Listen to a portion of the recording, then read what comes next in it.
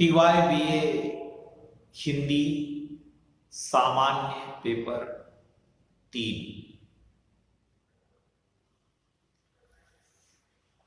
मित्रों, TYBA के सामान्य पेपर का प्रथम सत्र का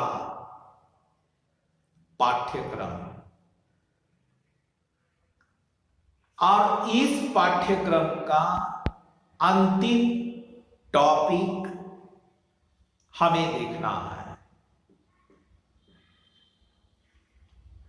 इस अंतिम टॉपिक का शीर्षक है अनुवाद लेखन।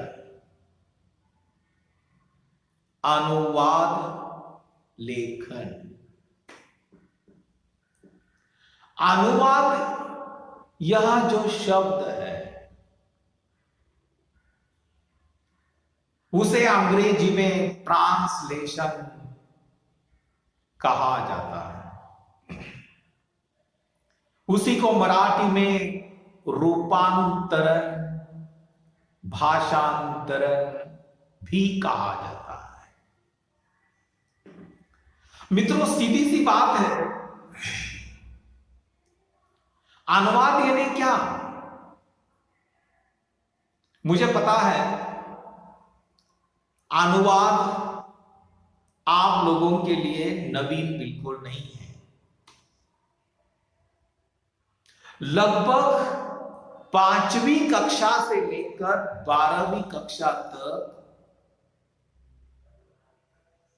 FYBA, SYBA तक जनरल के पेपर में, पाठ्यक्रम में आप लोगों ने अनुवाद का अभ्यास किया है।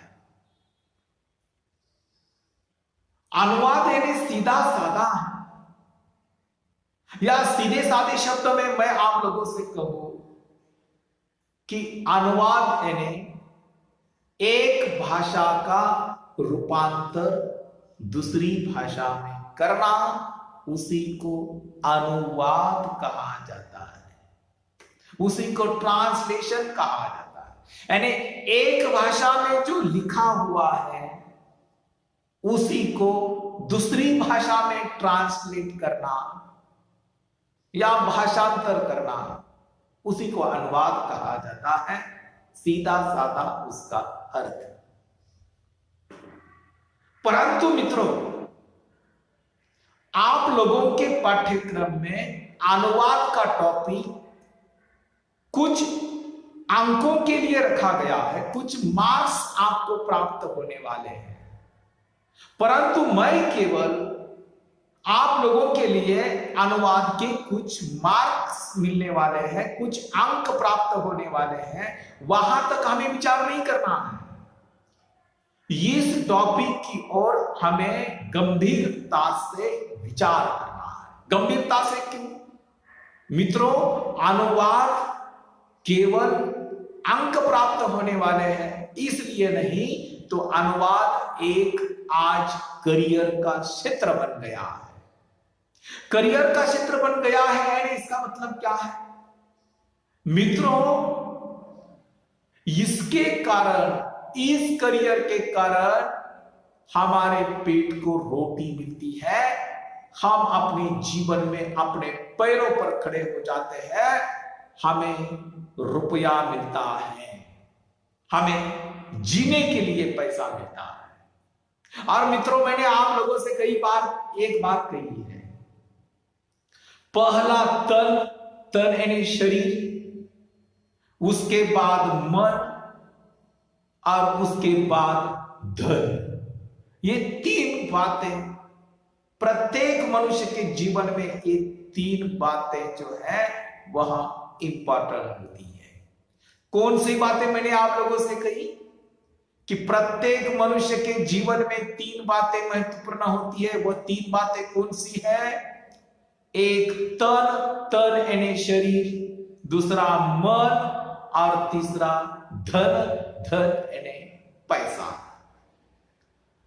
सारी दुनिया कुछ भी कहे मित्रों, परंतु पैसे के सिवा कुछ भी नहीं चलता, हलचल नहीं होती पैसे के सिवा। जिस समय तुम्हारे या मेरी जेब में कुछ पैसा होता है तो मेरी हलचल शुरू हो जाती है। आपकी जेब में जब पैसा रहेगा तो आपकी हलचल शुरू हो जाती है। जीना अच्छा होता है पैसों के कारण, करियर के कारण। और जिस समय हमारा करियर बन जाता है तो समाज में हमारी एक पहचान बन जाती है। हम इज्जत के साथ रहने लगते हैं, हम जीवन जीने लगते हैं, हर एक भौतिक वस्तु का उपभोग लेने लगते हैं, जीवन सुंदर बन जाता है। परंतु ये कभी जब आपके पास करियर होगा, आपका शरीर अच्छा होगा, आपका मन अच्छा होगा, आपके पास धन होगा, धन होगा तो सब कुछ अच्छा होगा। फिर मित्रों, मैंने आप लोगों से कहा कि अनुवाद एक ऐसा क्षेत्र है आज इस आधुनिक युग में, इस कंप्यूटर के युग में, इस ग्लोबलाइजेशन के युग में अनुवाद एक ऐसा क्षेत्र है जो करियर का क्षेत्र बन गया है, लड़कियों के लिए भी और लड़कों के लिए भी। तो फिर मित्रों, ये कौन सा ऐसा क्षेत्र है जहां अनुवाद काम आता है? सबसे पहले मैं आप लोगों से कहूंगा, मनोरंजन का जो क्षेत्र आज बहुत ताकतवर है वह टीवी है।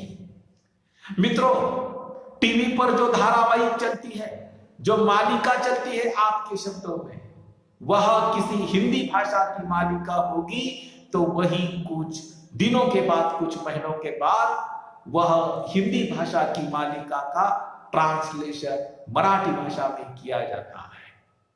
टेलीविजन पर यानी टीवी पर जो कार्टून फिल्म बनती है या कार्टून फिल्म चलती है वह हिंदी में होगी तो उसी का ट्रांसलेशन मराठी में होता है, वह अंग्रेजी में होगी तो उसका ट्रांसलेशन हिंदी भाषा में होता है। मित्रों, यह हो गया टीवी के बारे में। परंतु जो 2.5 या 3 घंटे की जो बड़ी बड़ी फिल्म चलती है वह मराठी भाषा की फिल्म होगी, अंग्रेजी भाषा की फिल्म होगी, हिंदी भाषा की फिल्म होगी। कभी कभी हिंदी भाषा की जो फिल्म होती है, जो मशहूर बन जाती है, उसका ट्रांसलेशन मराठी भाषा में होता है। मित्रों, मुझे याद है जॉकी श्रॉफ की एक हिंदी फिल्म थी दूध का कर्ज। उस दूध का कर्ज ये जो हिंदी फिल्म थी उसका ट्रांसलेशन मराठी भाषा में हुआ, वह मराठी भाषा में आ गई। दे धक्का नाम की जो मराठी की फिल्म थी वह हिंदी भाषा में आ गई, ये ट्रांसलेशन हुआ। कई ऐसी किताबें हैं मित्रों, कई ऐसी आत्मकथाएं हैं, कई ऐसी पौराणिक ग्रंथ हैं, कई ऐसे ऐतिहासिक ग्रंथ हैं जो संस्कृत भाषा में है, उसका ट्रांसलेशन मराठी भाषा में हुआ। मराठी भाषा की किताबें, उसका ट्रांसलेशन, उसका अनुवाद हिंदी भाषा में हुआ। कई ऐसी मशहूर ऐसी अंग्रेजी किताबें हैं, उसका ट्रांसलेशन मराठी भाषा में, हिंदी भाषा में हुआ है। तो ये ट्रांसलेशन करने का एक कोर्स भी है मित्रों। कभी कभी गीतों का, हिंदी फिल्मों का, कविताओं का ट्रांसलेशन किया जाता है, उसका अनुवाद किया जाता है और उसका एक कोर्स होता है। मित्रों, अनुवाद नाम का कोर्स है। शहर में जो विश्वविद्यालय होते हैं, बड़े बड़े कॉलेज होते हैं, वहां यह कोर्स होता है। 6 महीने का, 1 साल का, 1.5 साल का, 2 साल का एक कोर्स होता है। और आप लोग ग्रामीण इलाकों में रहने वाले छात्र हैं, खितिगरों के घरों से आने वाले छात्र हैं, मेरा कहना है आप लोगों से, मेरा कहना है कि बड़े बड़े शहरों में जिन कॉलेजों में ये अनुवाद का कोर्स चलता है, यह अनुवाद का कोर्स आप लोगों ने 1 साल का, 1.5 साल का, 2 साल का कोर्स करे तो निश्चित रूप से आप लोग अपना करियर बना सकते हैं, पैसा कमा सकते हैं। मित्रों, जो कोर्ट होता है, कानून व्यवस्था होती है, उसके कागजात जो होते हैं, उसका ड्राफ्ट जो होता है, वह उसका भी ट्रांसलेशन किया जाता है। कविताओं का भी ट्रांसलेशन किया जाता है, हिंदी फिल्मों की गीतों का भी ट्रांसलेशन होता है। ये तो कुछ नहीं, चिकित्सा का जो क्षेत्र है, मेडिकल का जो क्षेत्र है, दवा का जो क्षेत्र है, बच्चों आप लोगों ने दवा की बोतल देखी होगी, किसी भी दवा की बोतल आप लोगों ने देखी होगी, उस दवा के बोतल पर जो सूचनाएं रहती है वह 3 भाषाओं में होती है। एक अंग्रेजी भाषा में लिखी होती है, वह हिंदी भाषा में होती है और मराठी भाषा में होती है। ये भाषांतर का क्षेत्र है, ये ट्रांसलेशन का क्षेत्र है, ये अनुवाद का क्षेत्र है। हर जगह इसका अर्थ यह है कि कई ऐसा क्षेत्र है जहां ट्रांसलेशन का काम होता है। मित्रों, जो नेता लोग होते हैं वे नेता लोगों का भाषण वह ट्रांसलेट किया जाता है। पत्र व्यवहार जो होता है वह भी ट्रांसलेट किया जाता है। या कोई नेता आप लोगों ने देखा होगा, समझ लीजिए कि मैं उदाहरण के रूप में आप लोगों को मैं बता दूं, कोई हिंदी भाषी नेता होंगे दिल्ली के, कानपुर के, झांसी के, वहां के नेता जब महाराष्ट्र में आ जाते हैं तो उनको मराठी भाषा नहीं आती। उनके सामने जो लोग होते हैं, जो प्रेक्षक होते हैं, वे मराठी भाषा जानने वाले मराठी भाषी प्रेक्षक होते हैं। फिर वे तो हिंदी और अंग्रेजी जानने वाले नेता होते हैं। वे भाषण करने के लिए जब खड़े हो जाते हैं तो उनके पास एक द्विभाषी खड़ा होता है या कोई लड़का या लड़की खड़ी हो जाती है।